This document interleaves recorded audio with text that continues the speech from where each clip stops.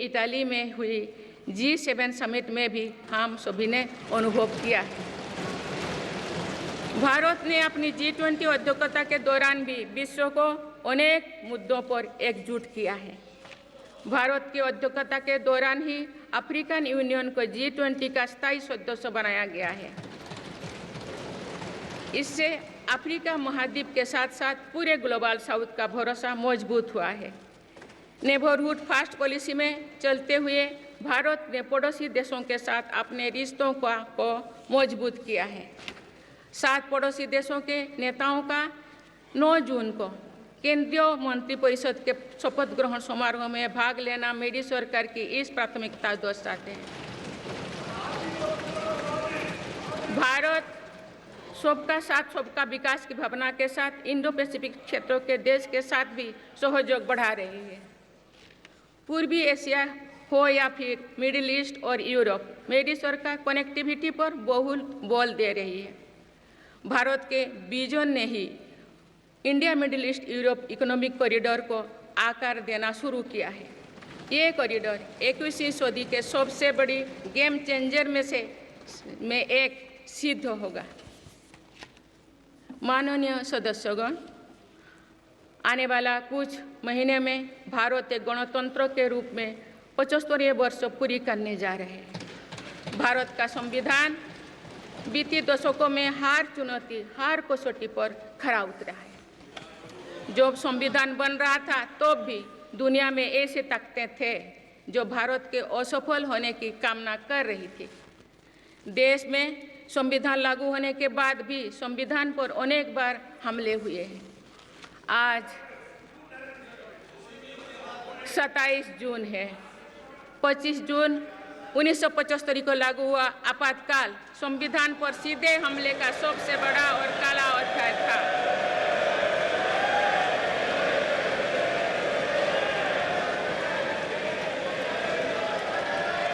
तो पूरे देश में हाहाकार मच गया था, लेकिन ऐसी असंवैधानिक ताकतों पर देश ने विजय प्राप्त करके दिखाया, क्योंकि भारत के मूल में गणतंत्र की परंपराएं रही है। मेरी सरकार भी भारत के संविधान को सिर्फ राजकाज का माध्यम भर नहीं मानती, बल्कि हमारा संविधान जन चेतना का हिस्सा हो, इसके लिए हम प्रयास कर रहे हैं।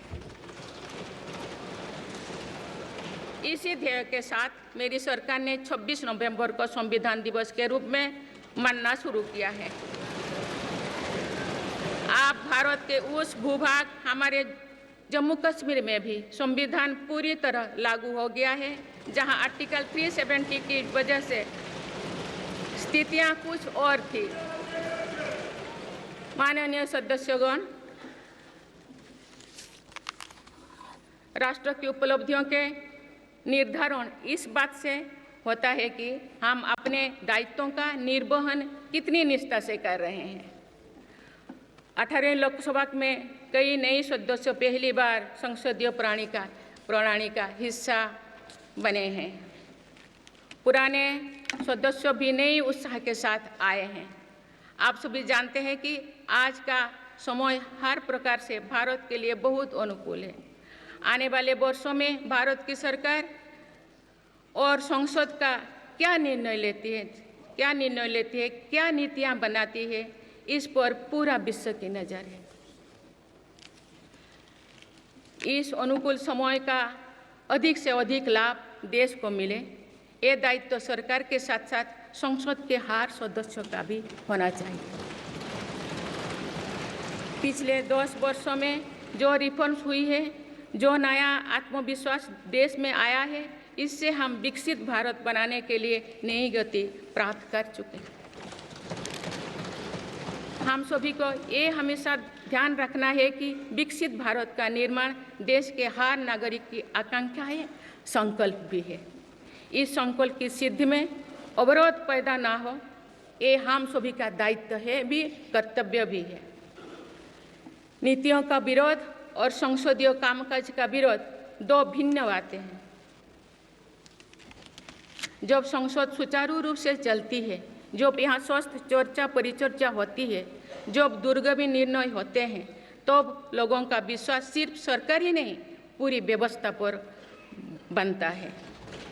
इसीलिए मुझे भरोसा है कि संसद के पल पल का सदुपयोग होगा, जनहित को प्राथमिकता मिलेगा। माननीय सदस्यगण, हमारे वेदों में हमारे ऋषियों ने हमें कुछ नीति वाणी दिए हैं, जैसे कि समान मंत्र हो समिति ही समानी की प्रेरणा दी है, अर्थात हम एक समान विचार और लक्ष्य लेकर एक साथ काम करें। यही इस संसद की मूल भावना है। इसलिए जब भारत तीसरी नंबर की इकोनॉमी बनेगा तो देश की इस सफलता में आपकी भी सहभागिता होगी। हम जब 2027 में आज़ादी की शताब्दी का उत्सव विकसित भारत के रूप में मनाएंगे तो इस पीढ़ी को भी श्रेय मिलेगा। आज हमारे युवाओं में जो सामर्थ्य है, आज हमारे संकल्प में जो निष्ठा है, हमारी जो असंभव सी लगने वाली उपलब्धियां हैं, ये इस बात का प्रमाण है कि आने वाला दौर भारत का दौर है। ये सदी भारत की सदी है और इसका प्रभाव आने वाली 1000 वर्षों तक रहेगा। आइए हम सब मिलकर पूर्ण कर्तव्यनिष्ठा के साथ राष्ट्रीय संकल्पों की सिद्धि में जुट जाएं, विकसित भारत बनाएं। आप सभी को मेरा बहुत बहुत बहुत शुभकामनाएं। धन्यवाद। जय हिंद, जय Bharat.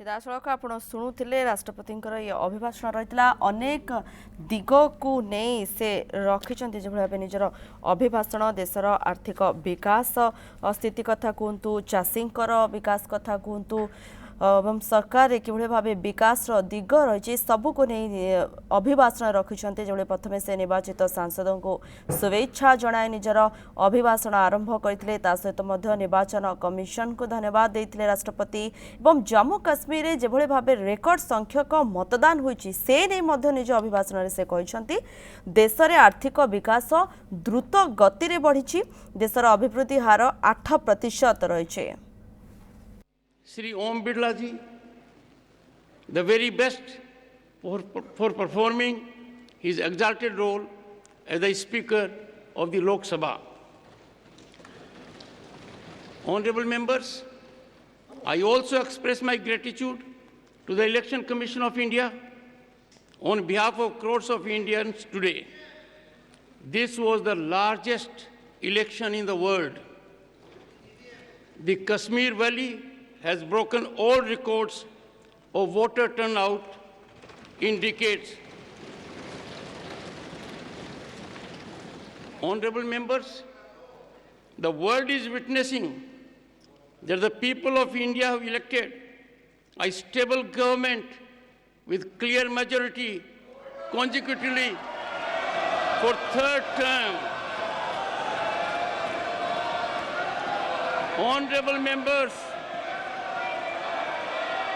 this Lok Sabha will also witness to the 75th year of adoption of the Constitution of India. Honorable members, the resolve to perform, reform and transform has made India the fastest growing economy in the world today. In 10 years, India has risen to become the 5th largest economy from being an 11th ranked economy. Honorable members, in the last 10 years, my government has given great emphasis on every aspect of rural economy.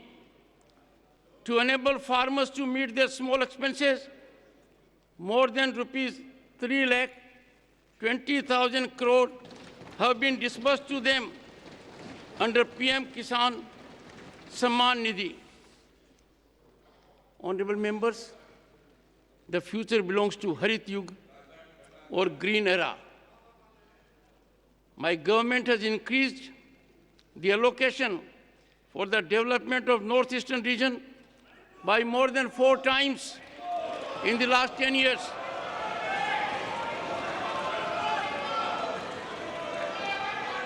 The government is working to make this region a strategic gateway under its Act East policy. Honorable members, my government, which is committed to women-led development, has started a new era of women empowerment. Today, they stand empowered by the enactment of Nari Shakti Vandan Adhiniyam. Honorable members, Baba Sahib Dr. Bhimrao Ambedkar said, I quote, "Progress of any society depends on the progress of the poorest sections of the society," unquote. Empowerment of the poor has been at the foundation of the achievements and progress of the nation in last 10 years. Honorable members, often due to adversarial mindset and narrow selfishness, the basic spirit of democracy has been greatly undermined. It affects the parliamentary system as well as development journey of the nation. The people of India have now changed this situation by their decisive mandate. Honorable members, modernization of our armed forces is essential for a strong India. In the last decade, our defense exports have increased more than 18 times to the level of rupees 21,000 crore.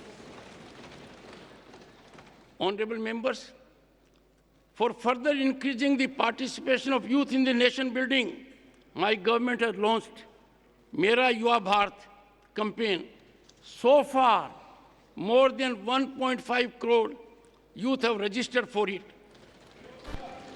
Today, our youth is getting new opportunities to move forward in sports as well.